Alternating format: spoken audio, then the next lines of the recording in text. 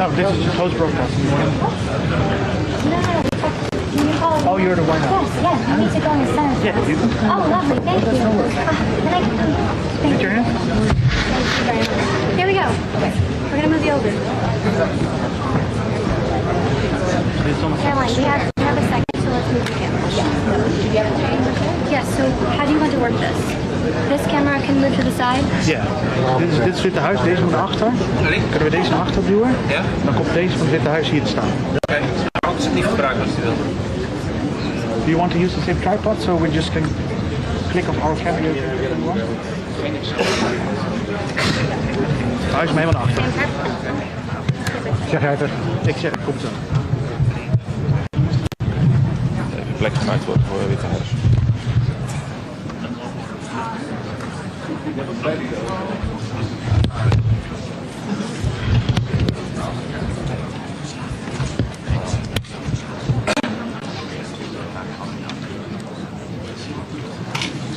Ze zijn niet heel vriendelijk, zeg maar.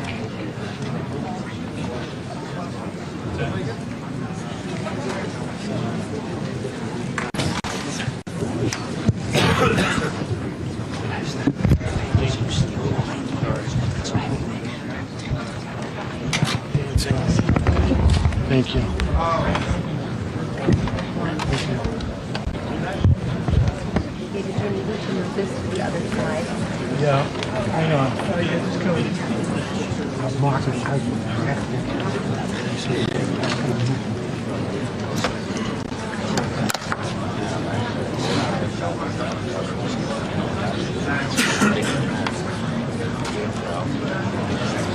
Ja, ik had er wel bij.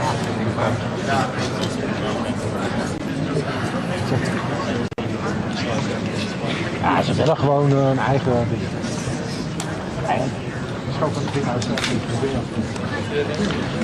I need power. Is there power? I need power. AC. Is there power back here somewhere? Where? No. Okay.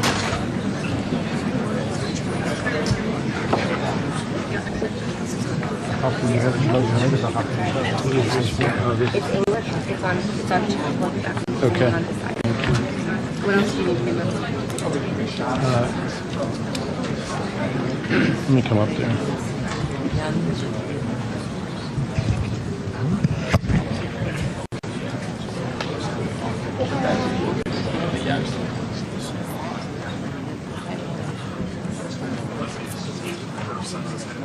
We need 2 more.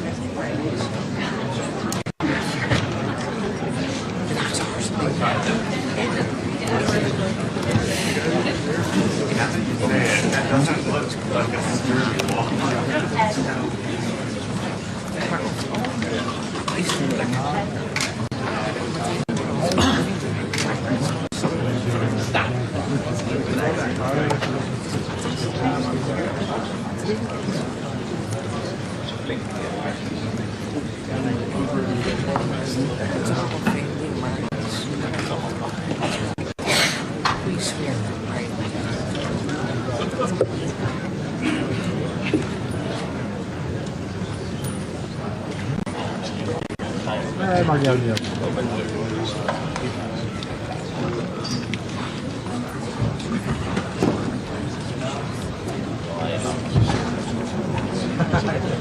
Net zo lang. Ja.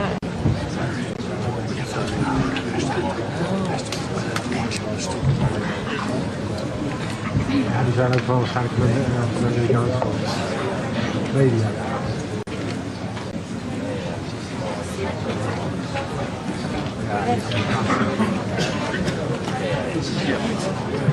Thank you. David, Ethernet is right behind you. Ja, dat was van de totaal. Thank you.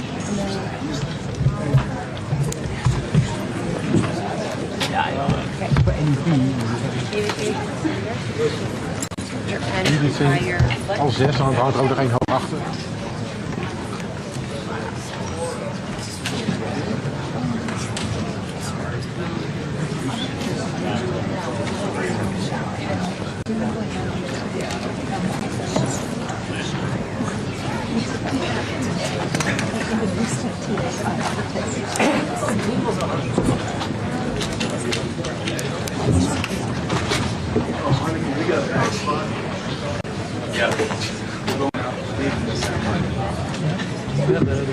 Misschien nog een handschudden of zo. Dan mogen ze gaan staan. One that you said is that's also mine.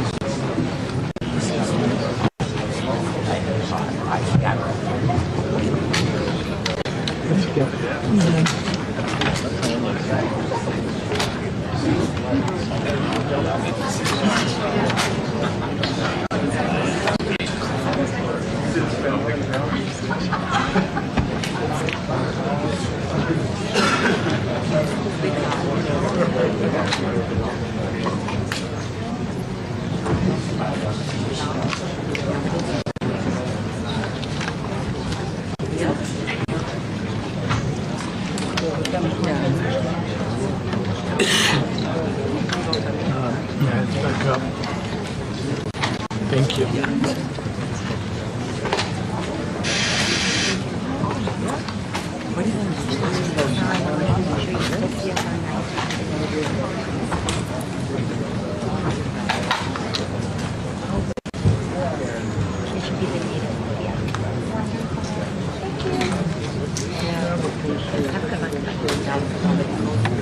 Thank you.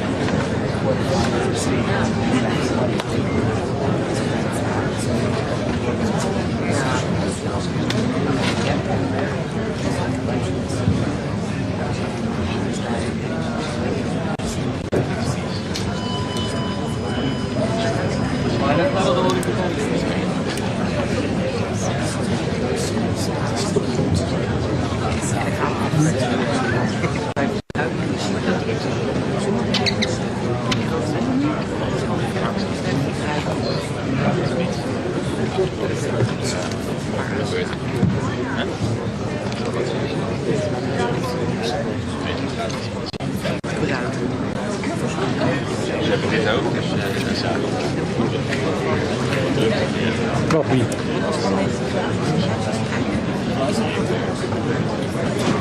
Ja, natuurlijk. Wij toch ook? Wij niet, maar...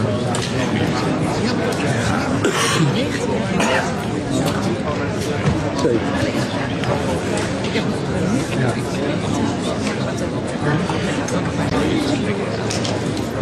Ik heb het gemist.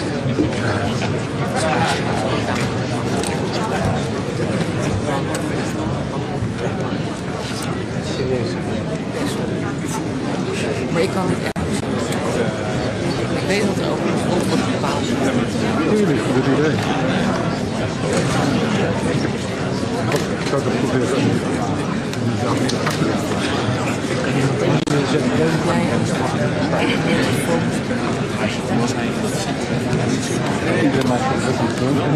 Nee, sorry. Ja, nee.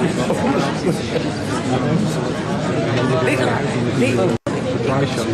Goed. Maar er zijn twee proeven. Dit is de leeftijd.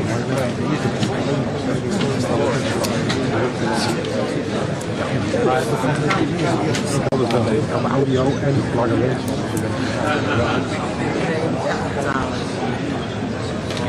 Hoe weet iedereen?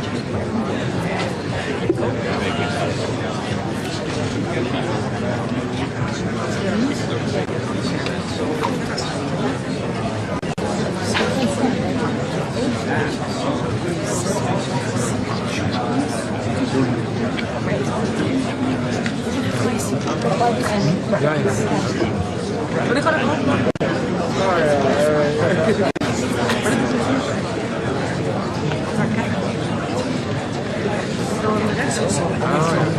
Can they not leave there when they Oh, that's perfect. Oh, thank you so much. Heb je het gedaan? Oh, ja.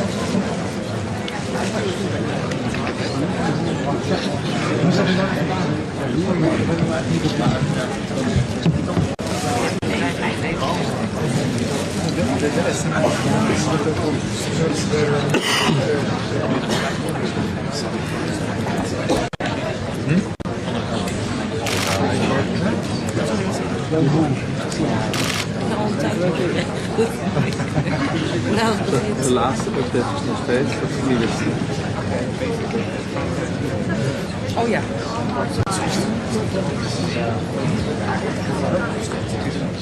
Ja, dus vol met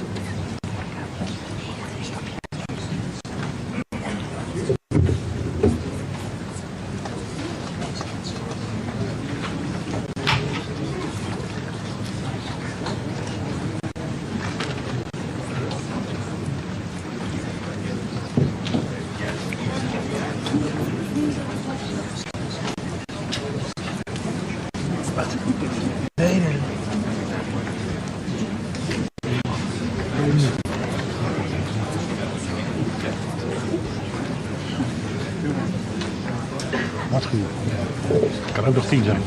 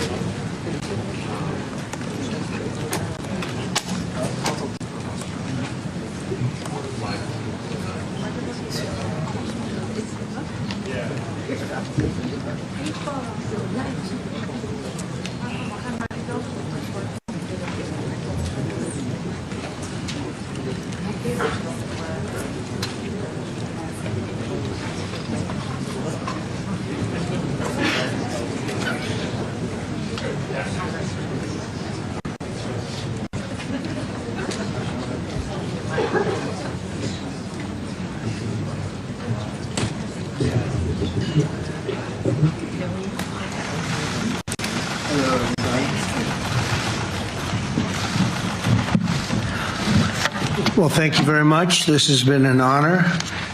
It was a fairly long trip, but worth it. Tremendous things have been accomplished, as you probably noticed. Listened to a lot of wonderful speeches from the heads of a lot of wonderful countries.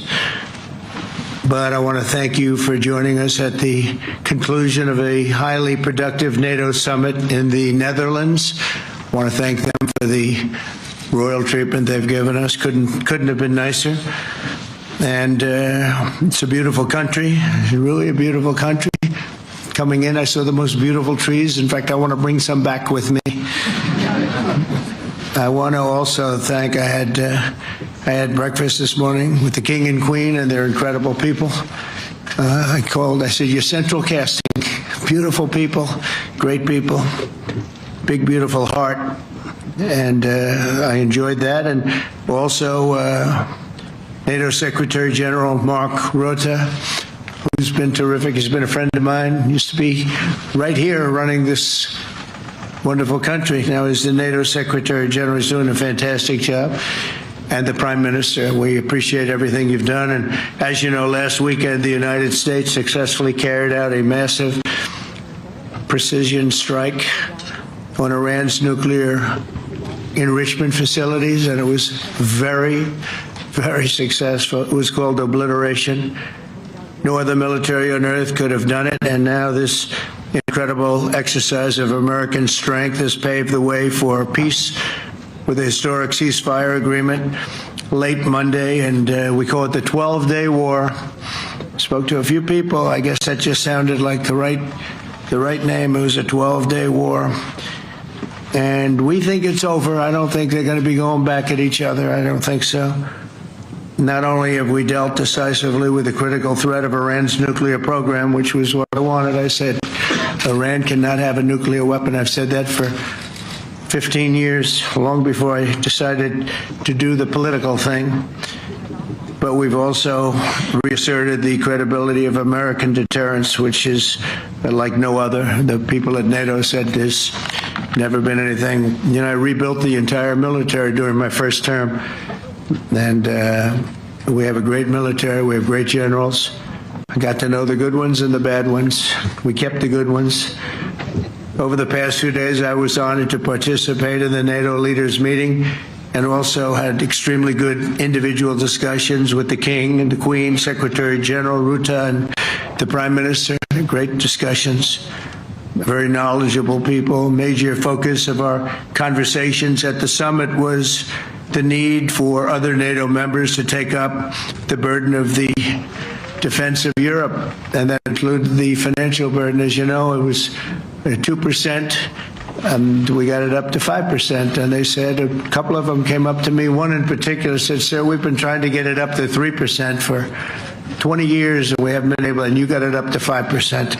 So they're going to be, most of them, I guess almost all of them, are going to be contributing now 5%, the number that people are surprised at, but you need it today. The United States accounts for 2/3 of all NATO defense spending, and since I began pushing for additional commitments in 2017, believe it or not, our allies have increased spending by $700 billion. I said to people, you don't have any money, and a lot of them weren't paying. And so I started the process, and I picked it up as soon as I got back, which is 6 months ago. And following my election last November, almost all have accelerated plans to reach the 2%, 3%, 4%, and then ultimately, very quickly, 5%. And all of this is going to be done very quickly, almost immediately. You probably know this as well as I do. I'm sure they've been talking about it. It's really been a big focus. In a very historic milestone this week, the NATO allies committed to dramatically increase their defense spending to that 5% of GDP, something that no one really thought possible. And they said, "You did it, sir, you did it." Well, I don't know if I did it, but I think I did. This will be known as the Hague Defense Commitment, which is pretty good, pretty appropriate. When the allies reach this number, it will add more than $1 trillion a year. Think of that, $1 trillion per year to our common defense, and this is a monument really to victory, but it's a monumental win for the United States, because we were carrying much more than our fair share. It was quite unfair, actually. But this is a big win for Europe and for actually Western civilization. For years, past administrations failed to get most allies to contribute even the 2%. I remember when I came here, we had 4 countries that were up to 2%, and I remember Poland was there. A couple of them were there, and but most of them were. We had 28 at the time. As you know, it's increased a little bit. And they've agreed now to more than double their budgets in all cases. And Europe stepping up to take more responsibility for its security will help prevent future disasters like the horrible situation with Russia and Ukraine, and hopefully we're going to get that solved. Last week they lost 7,000 soldiers, mostly soldiers, but they're also getting hit in Kiev. They're getting hit in some of the towns also. And that means life. Life is disappearing also in the cities and towns. Should have never happened, would have never happened if I was president. I said it 1,000 times, and it never did happen. It's never even thought about. But it's vital that this additional money be spent on very serious military hardware, not bureaucracy, and hopefully that hardware is going to be made in America, because we have the best hardware in the world. You saw that, where 14 missiles were shot at us the other day. And they were very nice. They gave us warning. They said, "We're going to shoot them. Is 1 o'clock okay?" They said, "It's fine."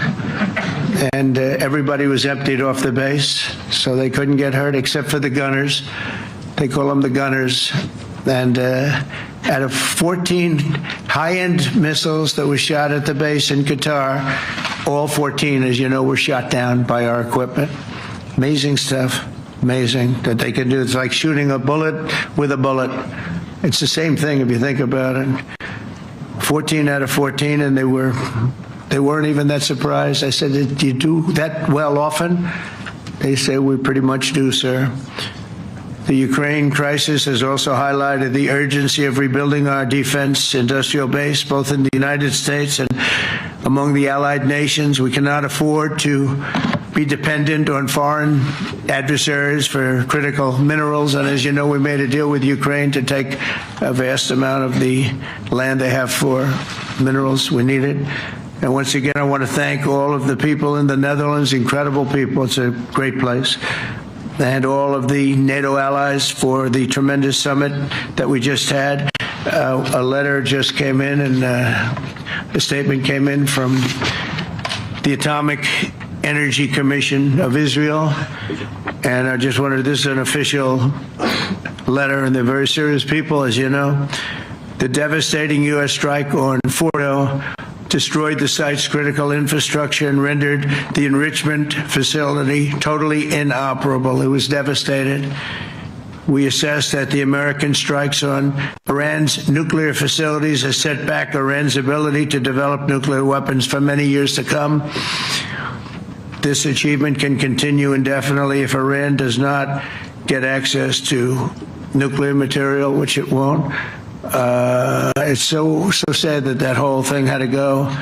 But I just want to thank our pilots. You know, they were maligned and treated very bad, demeaned by fake news CNN, which is back there, believe it or not, wasting time, and nobody's watching them, so they're just wasting a lot of time, wasting my time. And the New York Times, they put out a story that, well, maybe they were hit, but it wasn't bad. Well, it was so bad that they ended the war. It ended the war.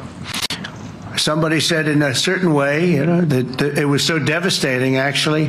If you look at Hiroshima, if you look at Nagasaki, you know, that ended a war too. This ended a war in a different way, but it was so devastating. Also, they have, out of Dubai, just came that Iran's foreign ministry spokesman, this is Iran's foreign ministry, says its nuclear installations were very badly damaged by the American strike. So what bothered me about these reports with fake reports put out by the New York Times, I call it the failing New York Times because it's doing terribly. Without me, it would be doing no business at all. But, and by fake news, CNN and MSDNC, all of these terrible people, you know, they have no credibility. You know, when I started, they were at 94% credibility, the media. Now it's at 16%. And I'm very proud of it because I've exposed it for what it is. But when I saw them starting to question the caliber of the attack, was it bad? Well, it was really bad. It was devastating. They were obliterated. In fact, you can't get into the tunnels. They just put that over. That just came out. They can't, there's no way you can even get down. The whole thing is collapsed in a disaster. And I think all of the nuclear stuff is down there because it's very hard to remove. And we did it very quickly. When they heard we were coming, it was, you know, you can't move it. Very hard, very dangerous actually to move to. And they also knew we were coming, so I don't think too many people want to be down there knowing we're coming.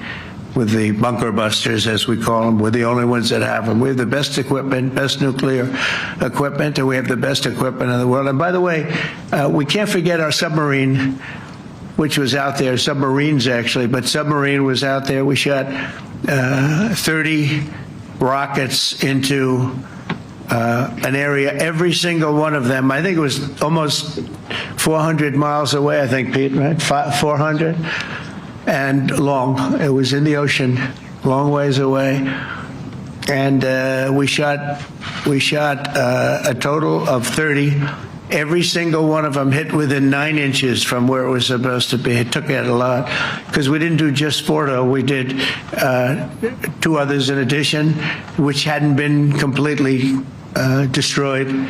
So we hit them with a submarine from hundreds of miles away. Amazing, just amazing equipment. Greatest submarines in the world. Nobody's even close. They're 20 years behind us when it comes to submarine technology.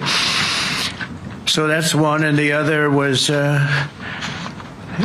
from the Atomic Energy Commission. And they have about 3 or 4 of them now coming in from atomic energy commissions from various places. But the one that we have that just came out, we released it a little while ago, was from the Israeli Atomic Energy Commission, but numerous of them are getting to see the site, and the site has been demolished. And again, we had these brave patriots, these incredible flyers, these people that can fly a plane better than anybody can fly a plane, going into very hostile territory, flying into the territory that has got more missiles and things pointed at it, but it was very stealth. They didn't get to see it. It was dark. That's the amazing thing about the shots. They hit the shots perfectly, and yet it was dead dark. There was no moon. There was no light. It was virtually moonless. It was very dark, and the shots were hit perfectly. But when they get demeaned, and they were very upset about it because they knew how strong it would be back in Missouri. The pilots flew about 36 hours, two ways, far distance, and in those incredible B-2s. And we then had the F-22s, and we had the F-35s, and we had other planes, and we had, I think, a total of 52 tankers. That means the big tankers, because the refueling was a lot for all of the different planes that we sent. Incredible operation, and I have to say, General Raisin Kane was incredible. That's why he beat ISIS, and we beat ISIS in a matter of weeks.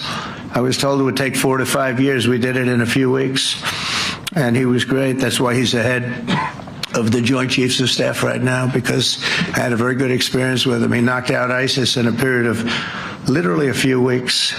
Amazing. And it was supposed to take a few years, 5 years to be exact.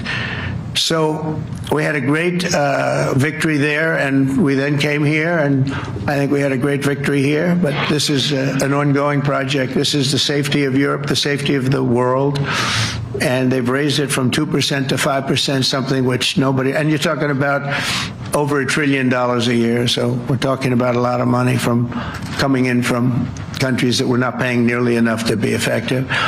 So I have, as you know, Marco Rubio with me, and Pete Hegseth, Secretary of State and Secretary of War. Should we say Secretary? You know, it used to be called Secretary of War. Maybe for a couple of weeks we'll call it that, because we feel like warriors. It used to be called Secretary of War. In fact, if you look at the old building next to the White House, you can see where it used to be Secretary of War. Then we became politically correct, and they called it Secretary of Defense. I don't know, maybe we'll have to start thinking about changing it, but we feel that way. Do we have any questions, please? Wow. That's a lot of questions. Who's a nice person? Oh, you're not a nice person, but I'll let you ask one. Go ahead. What's he going to ask? He is not nice at all. I know him well. Thank you, Mr. President. Yeah. Thank you for taking the time before flying home. You just said you believe the conflict between Israel and Iran is over. What makes you so confident it is? And what do you do if it isn't? Because I dealt with both, and they're both tired, exhausted. They fought very, very hard and very viciously, very violently, and they were both satisfied to go home and get out. And can it start again? I guess someday it can. It could maybe start soon. I think a big telltale sign was when, as you know, Iran somewhat, by not much, violated the ceasefire. And Israel had the planes going out that morning, and there were a lot of them, 52 of them. And I said, you got to get them back. And they brought them back. They didn't do anything. They brought them back. It was very good. I thought it was amazing, actually. They have fought a hell of a war. They fought very hard. I think the war ended, actually, when we hit the various nuclear sites with the planes. And I just hope you people can give these pilots, these are the best pilots in the world, they're the best shots in the world. They call them shots, that's what they are. And wait a minute, and I just hope you can give them the respect they deserve, because they came home to fake news. And like, oh, gee, there was hardly any damage. The things are decimated. So, but I think, no, I think they're very much finished. I think Israel's going to get back to doing what they do, and I think that Iran's going to get back. You know, Iran has a huge advantage. They have great oil, and they can do things. I don't see them getting back involved in the nuclear business anymore. I think they've had it. They've been at it for 20 years, and I don't see that happening either. Now, if it does, we're always there. It won't be me. It'll be somebody else, but we're there. We'll have to do something about it. Yes, please, go ahead. Go ahead. Oh, fake news, CNN? Oh, yeah, here we go. Wait till you hear this question.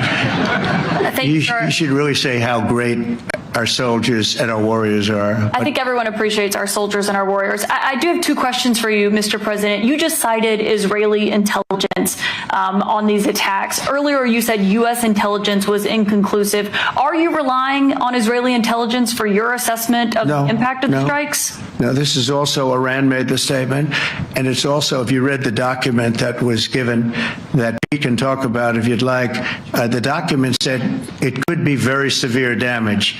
but they didn't take that. They said it could be limited or it could be very severe. They really didn't know, other than to say it could be limited or it could be very, very severe.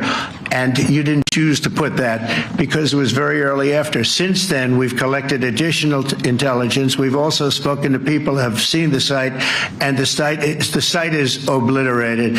And we think everything nuclear is down there. They didn't take it out.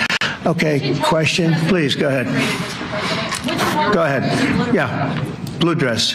Thank you so much, Mr. President. Yesterday, you said China can now continue to purchase oil from Iran. Yeah. Are you giving up on your maximum pressure campaign? Because With there's who? sanctions right now. With who? On Iran? No, look, they just had a war. The war was fought. They fought it bravely. I'm not giving up. They're in the oil business. I mean, I could stop it if I wanted. I could sell China the oil myself. I don't want to do that. They're going to need money to put that country back into shape. We want to see that happen. No, if they're going to sell oil, they're going to sell oil. We're not taking over the oil. We could have, I used to say with Iraq, keep the oil. I could say it here, too. We could have kept the oil. No, China is going to want to buy oil. They can buy it from us. They can buy it from other people. But you're going to have to put that country back into shape. It desperately needs money. Yeah. Mr. President. Yeah, please. Here we go. I'm picking the beauties today. Go ahead. Mr. President, Secretary General Rutte has described President Putin as an adversary, a threat, an enemy. Do you view him the same way? And in addition to that, you mentioned General King, your chief of staff, the chairman of the Joint Chiefs of Staff. General King. Yes, he has said that Mr. Putin has territorial ambitions beyond Ukraine. Do you view that in the same way? Possible. I mean, it's possible. I know one thing. He'd like to settle. He'd like to get out of this thing. It's a mess for him. He called the other day. He said, can I help you with Iran? I said, no, you can help me with Russia. Because, in the last few weeks, we took care of India and Pakistan, Kosovo, Serbia. I think on Friday we have coming in, the Congo is coming in, and Rwanda is coming in. That was a vicious war that went on, a machete war, heads chopped off all over Africa. They're coming in. We did two others in addition to that. Nobody's ever done anything like this. No, I consider him a person that's I think been misguided. I'm very surprised, actually. I thought we would have had that settled easy. I've settled 4 of them in the meantime. But he did call up, and he said, he's close to Iran. He'd like to help us get a settlement. I said, no, you help me get a settlement with Russia. And I think we're going to be doing that, too. Yeah, please. Go ahead, please. Thank you, Mr. President. You've made clear your position on what impact the strikes had I wanted to ask you what is next with Iran. For instance, is there any indication from U.S. intelligence that Iran was able to move any material, including No, just the opposite. We think we hit them so hard and so fast they didn't get through. It's very hard and very dangerous to move. It's called in many people they call it dust, but it's very, very heavy. It's very, very hard to move. And they were way down, they're 30 stories down. They're literally 30, 35 stories down underground. You think we got it all? Oh yeah, we think we got it. We think it's covered with granite, concrete, and steel. Can I ask you, are you interested in restarting negotiations with Iran? And if so, have they reciprocated? So our people, Marco could answer this, but our people are not, I'm not. The way I look at it, they fought, the war's done, and, I could get a statement that they're not going to go nuclear. We're probably going to ask for that, but they're not going to be doing it. But they're not going to be doing it anyway. They've had it. Now, maybe someday in the future we'll want that. But I've asked Marco, do you want to draw, I just asked him the question as we were walking on the stage, do you want to draw up a little agreement for them to sign? Because I think we can get them to sign it. I don't think it's necessary. Marco, do you want to talk about that, please? Well, Mr. President, I think President Trump has shown a willingness to meet and talk to anybody in the world who's interested in peace. I don't know of any president that's been as willing as he has to meet with anyone and talk about peace. We'd love to have peaceful relations with any country in the world. And so obviously that'll depend on Iran's willingness not just to engage in peace, but to negotiate directly with the United States, not through some third country or fourth country process. But I know of no president, probably in our modern history, that's sought peace more than President Trump has. Sounds like the door is open, but you're in no rush. Is that right? Sounds like the door is open. But I'll tell you what, look, we're going to talk to them next week with Iran. We may sign an agreement. I don't know. To me, I don't think it's that necessary. I mean, they had a war, they fought. Now they're going back to their world. I don't care if I have an agreement or not. The only thing we'd be asking for is what we were asking for before about we want no nuclear, but we destroyed the nuclear. In other words, it's destroyed. I said, Iran will not have nuclear. Well, we blew it up. It's blown up to kingdom come. And so I don't feel very strongly about it. If we got a document, wouldn't be bad. We're going to meet with them, actually. We're going to meet with them. Yeah. Yeah, go ahead, please. Yes. Mr. President, Netherlands TV, thank you for visiting our country. Good. As I understood, I, of course, like to know how you slept last night at the House of the King. Oh, I slept beautifully. But probably a more serious question. I think you just had a meeting with President Zelensky. Did you discuss any ceasefire in this Russo-Ukrainian? No. I wanted to know how he's doing. He was very nice, actually. You know, we had little rough times sometimes. He was couldn't have been nicer. I think he'd like to see an end to this. I do. I think what I took from the meeting couldn't have been nicer, actually, but I took from the meeting that he'd like to see it end. I think it's a great time to end it. I'm going to speak to Vladimir Putin, see if we can get it ended. But look, these are brave people. They're fighting these wars all over the place. You know, last week they had, I guess, I told you, close to 7,000 young soldiers, Russian and Ukrainian soldiers were killed, 7,000 in 1 week. It's crazy. It's crazy. So I'll be speaking to Putin. No, I had a good meeting with Zelensky, and I had a lot of good meetings. We had a lot of good meetings with a lot of people, a lot of great leaders. But he's fighting a brave battle. It's a tough battle. Yeah. Go ahead, white dress. Thank you. Ida Hallikainen from Finland, Ilta-Sanomat. You have played golf with President Alexander Stubb. How do you see Finland as a NATO ally and partner, and how would you describe your relationship with our president? Well, he's a very good golfer. Okay. In fact, he was on his college golf team. He went to a good college in the South, as you know, a very good college, and he was a good golfer. We had a good time. I think my relationship's great. I want to buy icebreakers. You know, you're very good at icebreakers. And I actually made him an offer. I didn't go to Congress. They'll try and impeach me for this. But there's an old, it's not old, it's fairly new, but it's used icebreaker. And I offered him about 1/3 of what he asked for. But we're negotiating. We need icebreakers in the U.S., and if we can get some inexpensively, I'd like to do that. Actually, they'll fix it up, make it good. Also, we may buy some icebreakers. You know, you're the king of icebreakers, that particular country. They make them good. They make them really good, and they know what they're doing. And so we're negotiating with them for about 15 different icebreakers, but one of them is available now. It's old, and it's, old. It's like 5-6 years old. And we're trying to buy it. I'm trying to make a good deal. That's all I do my whole life. My whole life, that's all I do is make deals. Yeah, please. Go ahead. Sir, go ahead. Yeah, a question for NewsHour, Dutch TV. First of all, on Article 5, on your way here, you spoke about the commitment of the U.S. to Article 5, saying, I'll give you my definition once we're here. Yeah. What is your definition, and may the U.S. commitment to Article 5 change in case some of the NATO members do not reach the threshold that was discussed today? My second question is following up on the colleague on Iran. What intel reports do say that everything over there was obliterated? Yeah, well, there are numerous of those reports, and they're coming out fast and furious. But the most respected ones we've already seen. And I will say that on a very confidential basis, they're looking at the reports like numerous reports, and including people going to the site and checking the site. And they're going to be having, I guess you're going to be having over the next couple of days a full, you're going to encapsulate it. But no, the site was obliterated, just like I said it was, and just like the pilots should be given credit for. As far as Article 5, look, when I came here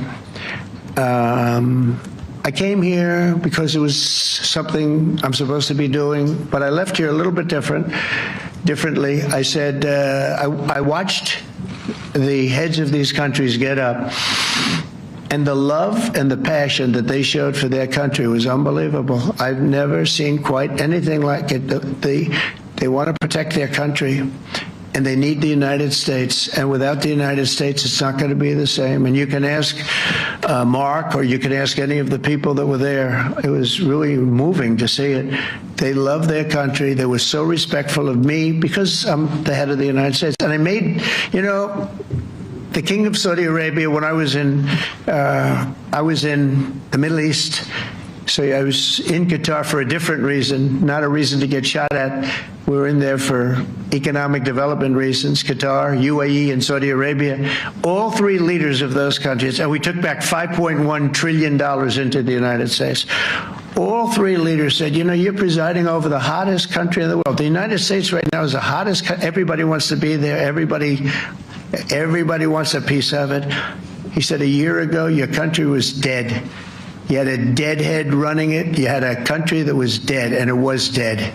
You had people pouring through the borders. You had inflation. You had everything. He said, you've made it in 5 months at that time. You've made it the hottest country. This is the hottest country in the world. The United States right now is the hottest country in the world. And when I was around that table, it was a nice group of people, many of whom I knew from previous. When I saw the passion they had for the country, and almost everyone, and you probably have the tapes, it was very public, but almost every one of them said, thank God for the United States. Without the United States, they couldn't really have NATO. It wouldn't work. It wouldn't work. It will in the future because now they're paying much more money, but it wouldn't work. It was great. And I left here differently. I left here saying that these people really love their countries. It's not a ripoff. And we're here to help them protect their country. Okay, we'll do one or two more. Thank you, Mr. President. Yeah. A question on Spain. Are you satisfied with today? Oh, I think Spain's terrible what they've done. No, I do. They're the only country that won't pay the full up. They want to stay at 2%. I think it's terrible. And they're doing very well. The economy is very well. And that economy could be blown right out of the water with something bad happening. Spain is the only country that, are you from Spain? Yeah. Good, congratulations. You're the only country that is not paying. I don't know what the problem is. I think it's too bad. So we'll make it up. You know what we're going to do? We're negotiating with Spain on a trade deal. We're going to make them pay twice as much. And I'm actually serious about that. We're going to make Spain, I like Spain. I have so many people from Spain that it's a great place and they're great people. But Spain is the only country out of all of the countries that refuses to pay. And, so they want a little bit of a free ride. But they'll have to pay it back to us on trade because I'm not going to let that happen. It's unfair. It's unfair to NATO. All right, sir, please. Go ahead, right in the back. Yeah, you, tall one. The tall man. Mr. President, Johannes Petra from Austrian National Television. How are you? You once said that you would end the Ukraine war in 24 hours. You later said that sarcastically. Of course it was sarcastic. But you've now been in office for 5 months and 5 days. Why have you not been able to end the Ukraine war? Because it's more difficult than people would have any idea. Vladimir Putin has been more difficult. Frankly, I had some problems with Zelensky. You may have read about him. And it's been more difficult than other wars. I mean, look, we just ended a war in 12 days that was simmering for 30 years, frankly. We ended Rwanda and the Congo. It's coming to sign the documents. We've already signed basic documents, but they're coming, I think, to the White House on Friday. We ended, Serbia was going to go at it. But maybe the most important of all, India and Pakistan. And that wasn't whether or not they may someday have nukes like we're talking about. And the Middle East, like we're talking about with Israel and Iran. They have nuclear weapons. I ended that with a series of phone calls on trade. I said, look, if you're going to go fighting each other, it was getting very bad. You know how bad that last attack was. It was really bad. If you're going to go fighting each other, we're not doing any trade deal. No, you have to do a trade deal. I said, we're not doing any trade deal. And in fact, I had the general, who was very impressive. The general from Pakistan was in my office last week. Prime Minister Modi is a great friend of mine. He's a great gentleman. He's a great man. And I got them to reason. I said, we're not doing a trade deal if you're going to fight. And if you're going to fight each other, we're not doing a trade deal. And you know what? They said, no, I want to do the trade deal. We stopped the nuclear war. Go ahead. Go ahead, Jeff. Here's another beauty, Jeff. He's a beauty, all right. Go ahead. Mr. President, to follow up on Ukraine, will the United States contribute any more money to Ukraine's defense this year to the $5 billion that allies are giving? And one question, you had another meeting with the Dutch opposition leader, Mr. Wilders. Can you tell us about that meeting? And are you upset about his anti-Muslim stance? I'm not upset about it. It's just his view. He's unhappy with the way things are going in this country and various countries. He was an opposition leader, and I was asked to meet with the opposition leader by the people that are running. I think they have some deal where if you have a meeting, you're supposed to meet with an opposition leader. I said, that's strange. We don't do that, but I met with I didn't know him. He seemed like a very nice guy, but he's in opposition to the current people, and that was set up by the current people. So I assume when I met with the Prime Minister, you're supposed to meet with the opposition. We'll have to try that sometime in our country. Let's not do it. But I thought he was very good. As far as money going, we'll see what happens. There's a lot of spirit. Look, Vladimir Putin really has to end that war. People are dying at levels that people haven't seen before for a long time. Go ahead. Go ahead. On sanctions. White shirt. Oh, she's all excited. Okay. So, BBC News Ukrainian. Where are you from? I'm from Ukraine. Oh. So my question to you is whether or not the U.S. is ready to sell anti-air missile systems Patriot to Ukraine. We know that Russia has been pounding Ukraine really heavily right now. Are you living yourself now in Ukraine? My husband is there. Wow. And I can see you it's amazing. And me with the kids, I'm in Warsaw actually, because he wanted me to be. Is your husband a soldier? No? He's there now? Yeah. Wow, that's rough stuff, right? That's tough. And you're living here? In Warsaw. And you're a reporter? I am. Good. So let me just tell you, they do want to have the missiles, okay, as they call them, the Patriots. And we're going to see if we can make some available. They're very hard to get. We need them too. We were supplying them to Israel, and they're very effective, 100% effective. Hard to believe how effective. And they do want that more than any other thing, as you probably know. That's a very good question, and I wish you a lot of luck. I mean, I can see it's very upsetting to you. So say hello to your husband, okay? Thank you. Go ahead. Thank you. Thank you, Mr. President. You were criticizing... Where are you from? Bloomberg News. Oh, Bloomberg. That's wonderful. You were criticizing the Federal Reserve Chair before coming to this summit. Yeah, I think he's terrible. I was wondering if you've begun interviewing different candidates for the Fed pick. Yeah, I know within 3 or 4 people who are going to pick. I mean, he goes up pretty soon, fortunately, because I think he's terrible. We have no inflation. We have a tremendous economy. Hundreds of billions of dollars of tariff money is pouring in. Factories are being built because they don't want to pay the tariffs, so they're building them all over the country. I think we're close to $15 trillion. I told you $5.1 trillion from the Middle East alone, but of investment money coming in. There's never been anything like that in the history of our country. But we have no inflation. And we have borrowing because Biden, stupidly, they did short-term debt. So we have borrowing coming up. And, we'll go 10 years, maybe longer, maybe shorter, but we'll go a long period of time when we do the debt. And because of him, because of this guy, we will have to pay for years. We'll be paying for him. And I said to him, listen, there's no inflation. He says, but maybe there'll be some. That's true. I said, if there is some, what you do is raise the rate. I'm okay with that. You raise the rate in 2 years from now or a year from now. But because the rate's high, we have to pay more for debt. It's pretty equal. In other words, if it's 4%, it's 4%. If you drop it a point, you'll pay 3%. So it's fairly equal, not necessarily, but fairly equal. So we're going to end up paying maybe 2 points or 3 points more. 3 points would be about $900 billion a year because of this very average mentally person. He's an average mentally person. I'd say low in terms of what he does, low IQ for what he does, okay?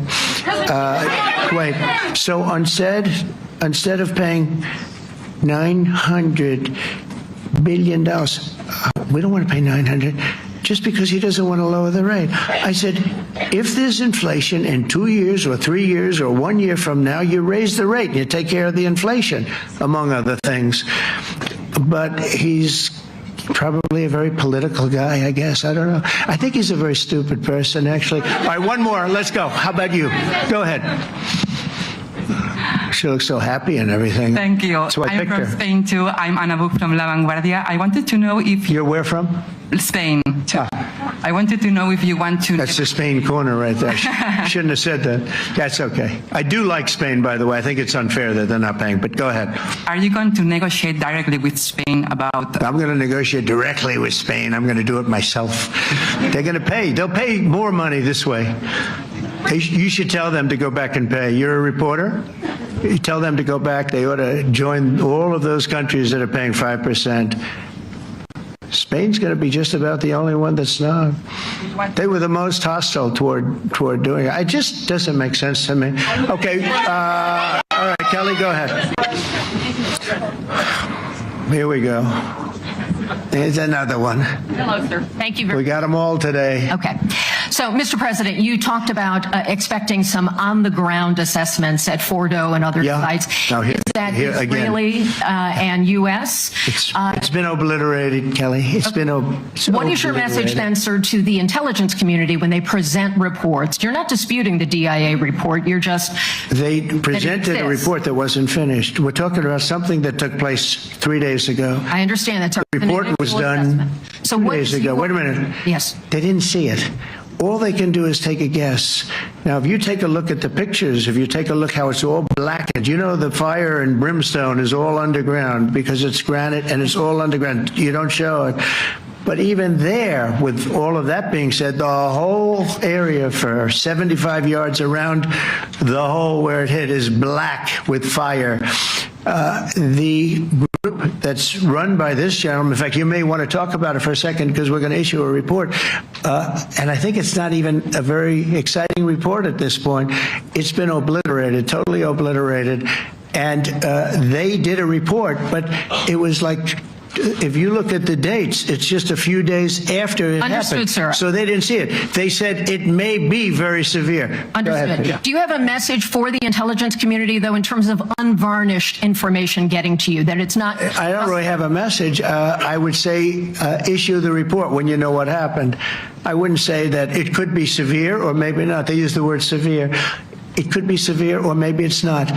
So people like you picked up and said, oh, it's not severe. No, the report was not a complete report. Yeah, the message was probably wait till you know the answer before you... And sir, did you not have a public component to your Zelensky meeting for a tactical reason with President Putin? Let him answer this one. Hello, Mr. Secretary. Yeah. There's a reason the president calls out fake news for what it is. These pilots, these refuelers, these fighters, these air defenders, the skill and the courage it took to go into enemy territory flying 36 hours on behalf of the American people and the world to take out a nuclear program is beyond what anyone in this audience can fathom. And then the instinct of CNN, the instinct of the New York Times is to try to find a way to spin it for their own political reasons to try to hurt President Trump or our country. They don't care what the troops think. They don't care what the world thinks. They want to spin it to try to make him look bad based on a leak. Of course, we've all seen plenty of leakers. And what do leakers do? They have agendas. And what do? Do they share the whole information or just the part that they want to introduce? And when they introduce that a preliminary report that's deemed to be a low assessment. Do you know what a low assessment means? Low confidence in the data in that report. And why is there low confidence? Because all of the evidence of what was just bombed by 12 30,000 pound bombs is buried under a mountain, devastated and obliterated. So if you want to make an assessment of what happened at Fordo, you better get a big shovel and go really deep, because Iran's nuclear program is obliterated. And somebody somewhere is trying to leak something to say, oh, with low confidence, we think maybe it's moderate. Those that dropped the bombs precisely in the right place know exactly what happened when that exploded. And you know who else knows? Iran. That's why they came to the table right away, because their nuclear capabilities have been set back beyond what they thought were possible because of the courage of a commander-in-chief who led our troops, despite what the fake news wants to say. But you're not disputing the report said what it said, even though it was initial.